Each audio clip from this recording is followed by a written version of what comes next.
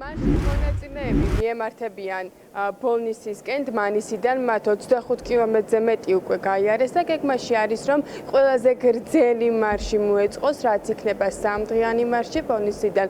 პირველ რიგში დაბანაკდებიან დმანისიდან ბოლნისში, შემდეგ მარნეულში და რა თქმა უნდა, უკვე ორშაბათს 31 მარტისთვის ისინი ჩამოვლენ თბილისში და შეუერთებიან დიდ საპროტესტო აქციას. მთავარი სათქმელი არის ის, რომ ჩვენს ქვეყანაში არ შენელდება საპროტესტო მუხტი, რადგანაც მთავარი მოთხოვნები არის შესაძლებელი, რაც გულისხმობს ხელისუფლების ცვლილებას და პოლიტპატიმრების ციხიდან გამოშვებას. დმანისელები ამბობენ, რომ მათ ისინი ელოდებიან ძალიან დიდ მხარდაჭერას და მზად არიან, რომ 100 კილომეტრიანი მსვლელობა მოაწყონ.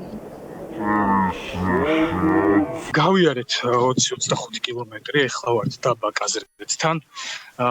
გეგმავთ, რომ დღეს საღამომდე ჩავიდეთ ბოლნისში, სადაც დავბანაკდებით და ხვალ უკვე მარნეულისკენ გავემართებით, სადაც ასევე დავრჩებით და გვინდა რომ როგორც ბოლნისის, ასევე მარნეულის მერიებთან გავმართოთ პატარა აქცია და ვთხოვთ ყველას, რომ თუნდაც ჩვენი მარშის გასამხნევებლად შემოგვიერთდით ამ აქციებზე ბოლნისში დღეს საღამოს და ხვალ საღამოს მარნეულში 7 საათზე. 11 მარტს უკვე საღამოს შეუერთდებით თბილისის დიდ აქციას რუსთაველზე. მინდა ჩვენი დღევანდელი მარშის ზოგადი ან მარშის სულისკვეთებაც საქართველოში დღევანდელი ესე იგი პროტესტების სულისკვეთებას